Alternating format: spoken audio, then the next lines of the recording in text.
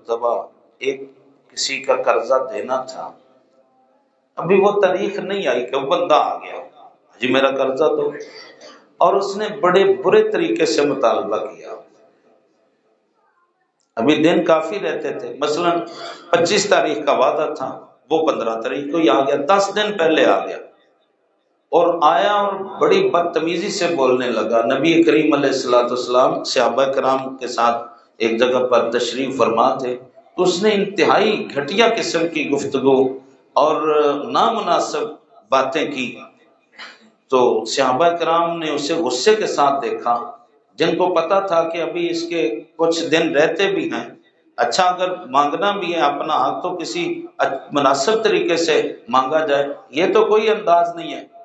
تو سب صحابہ کرام رضوان اللہ جو وہاں چند کھڑے تھے وہ غصے سے، اور ایک دو بولنے بھی لگے. حضور نے فرمایا نہیں ٹھہر جاؤ، میں نے اس کا قرضہ دینا ہے، تو جس نے اپنا قرضہ واپس لینا ہے اس کو بات کرنے کا حق حاصل ہے، وہ کر سکتا ہے، وہ وقت سے پہلے بھی مطالبہ کر سکتا ہے. حضرت سیدنا فاروق اعظم رضی اللہ تعالیٰ عنہ نے جواب میں اس کو 2-3 باتیں کہہ بھی دی. تو سرکار نے جب وہ چلا گیا تو حضور نے سرکار حضرت عمر رضی اللہ تعالیٰ عنہ سے فرمایا عمر تم نے اس کو کہا ہے، مجھے تم نے کچھ بھی نہیں کہا. اللہ اکبر اللہ اکبر. عرض کیا حضور اس کا تو ابھی وقت نہیں تھا، ابھی تو ٹائم نہیں آیا تھا، معاہدہ کے ابھی کافی دن رہتے تھے، اور وہ بدتمیزی بھی کر رہا تھا.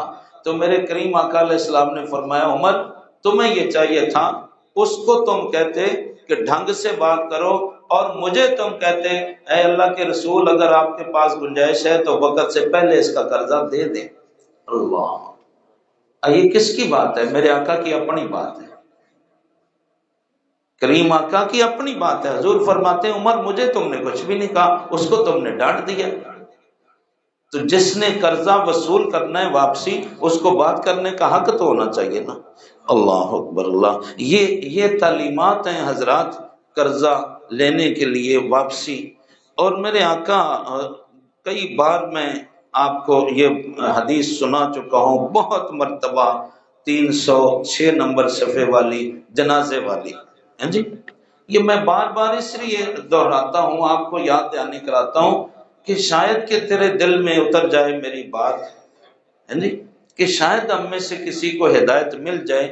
کہ جنازہ آیا ہے ایک صحابی کا، میت آگے پڑی ہے، حضور سے عرض کیا گیا جنازہ پڑھا دیں. حضور نے فرمایا قرضہ ہے؟ جی ہے.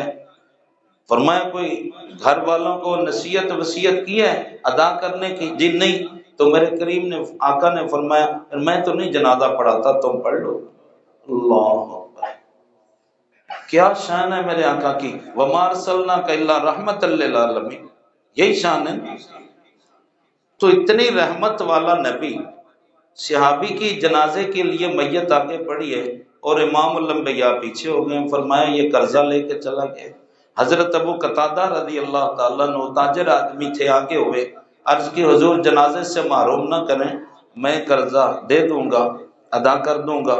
حضور نے سب حاضرین جنازہ کو مخاطب کر کے فرمایا بھائی تم سارے گواہ ہو جاؤ، اس میت کا قرضہ ابو قتادہ ادا کرے گا، اس نے مجھ سے وعدہ کر لیا ہے. اب میں جنازہ پڑھاتا ہوں. جنازہ پڑھانے کے بعد جب پتہ کیا گیا قرضہ کتنا ہے تو 2 روپے قرضہ ہے. یار 2 روپے کے لیے میرے پاک نبی نے جنازہ پڑھانے سے انکار کر دیا ہے.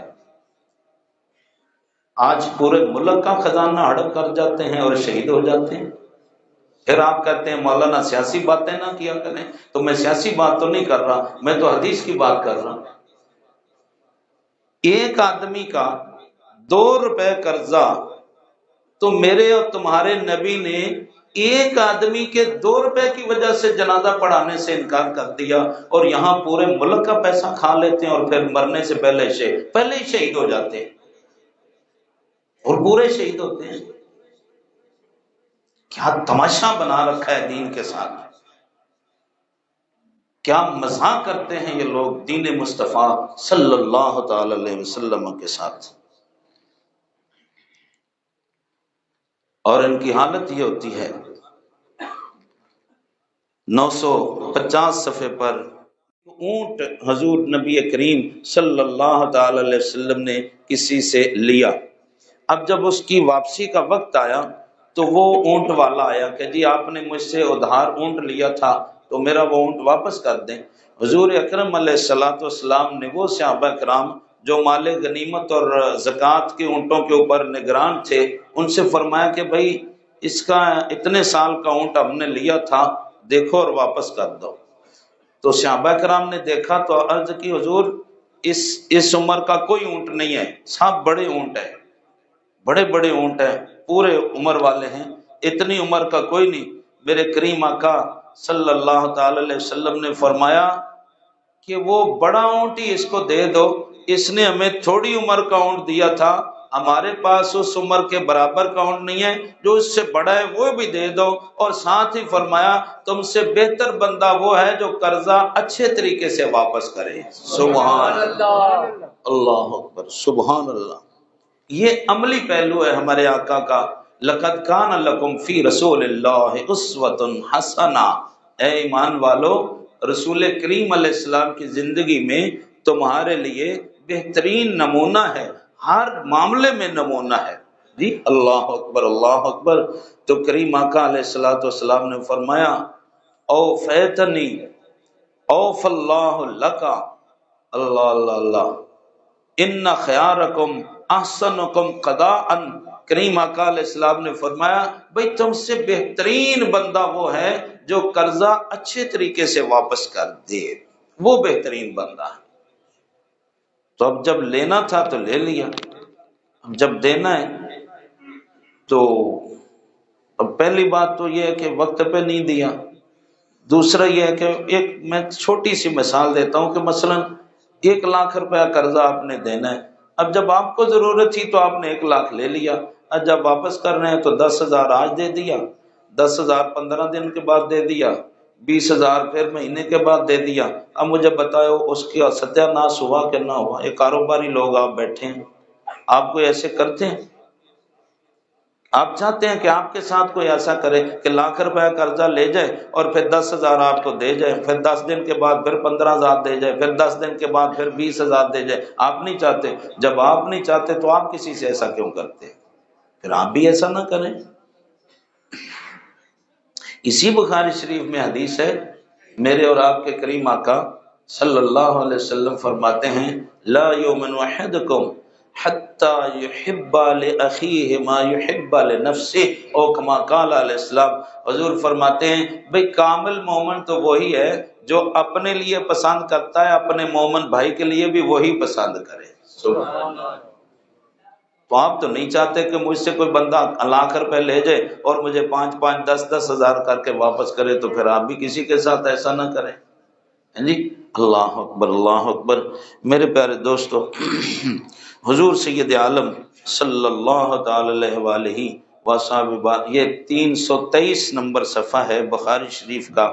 یہ جو ہم اس طرح کی حرکتیں کرتے ہیں نا، اچھا قرضہ دینا ہے، پیسے بھی ہیں، آپ کے پاس 1,00,000 روپیہ ہے، آپ نے 1,00,000 روپیہ قرضہ دینا ہے کسی بندے کا، لیکن آپ کے پاس کوئی ایسا کام ہے جو 20,000 میں ہو سکتا ہے، تو آپ کہتے ہیں تو چل یار میں پہلو اپنا کام کر لوں، آپ پھر انہوں دے لیں گے۔